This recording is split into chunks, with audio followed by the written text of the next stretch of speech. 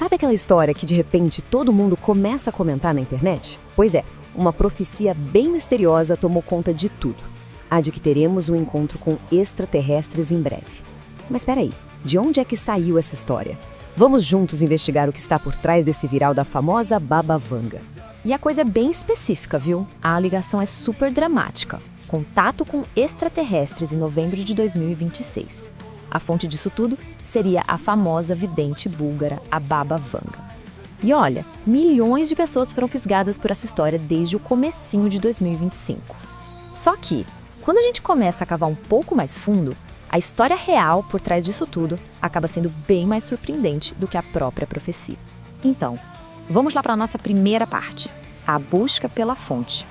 A gente precisa rastrear de onde exatamente saiu essa profecia de 2026. E aí vem a pergunta de $1 milhão, né? Mas essa profecia é real? Existe mesmo? Bom, a resposta para isso é um pouquinho complicada. Olha só que interessante. A investigação mostra que existe um abismo gigantesco entre uma coisa e outra. De um lado, a gente tem a lenda da internet, com essa previsão super específica que chama atenção, né? Contato alienígena, data marcada. Do outro lado, tem a pesquisa acadêmica séria, que fuçou em tudo quanto é registro e, adivinha, não achou absolutamente nenhuma evidência, nenhum documento, nada que sustente essa história. E a conclusão, gente, é categórica.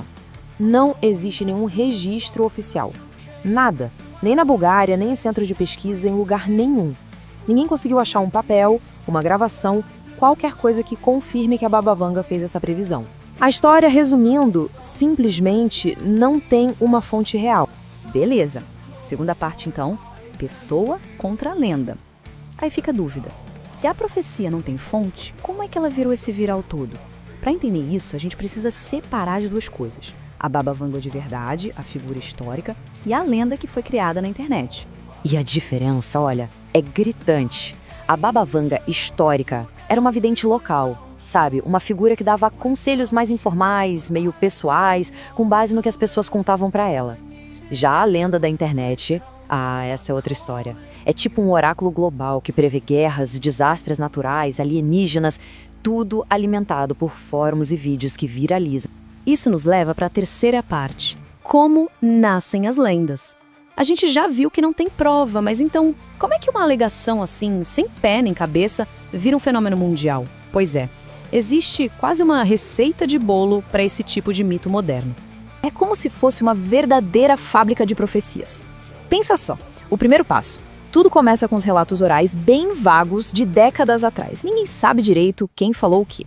Segundo passo. Começam a surgir as interpretações de outras pessoas que vão adicionando detalhes, floreando a história. Aí vem o passo crucial, o terceiro. A história é adaptada para os medos que a gente tem hoje, para ela parecer relevante. E o quarto e último passo, a disseminação viral na internet, que faz todo o resto do trabalho. E claro, essas narrativas têm um terreno fértil para crescer, né? Elas prosperam em lugares bem específicos do mundo digital.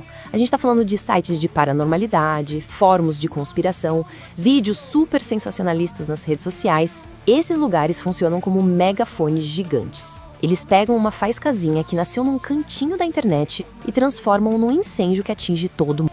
Ok, chegamos na quarta parte, o fascínio do desconhecido. A pergunta que fica é, por que essas histórias pegam tanto? Por que elas cativam a gente, mesmo sem prova nenhuma? A resposta, no fundo, está dentro da nossa própria cabeça. É que essas histórias, elas mexem com uma curiosidade que é de todo mundo. Uma curiosidade coletiva sobre mistérios, sobre o que vai acontecer, sobre eventos apocalípticos. Elas ressoam porque tocam num ponto bem profundo. Essa vontade que a gente tem de entender os grandes mistérios, o futuro e até mesmo esses cenários de fim do mundo. E talvez aqui esteja a chave de tudo. O fato de não existir uma fonte real é, na verdade, o que dá superpoderes para essas profecias. Pensa bem, como não tem um original, elas podem ser moldadas e remodeladas infinitamente para se encaixarem perfeitamente nas nossas ansiedades de agora. Seja um medo de uma guerra, de um desastre, ou, como nesse caso, o medo do desconhecido que vem do espaço. Elas viram um espelho perfeito dos nossos medos atuais.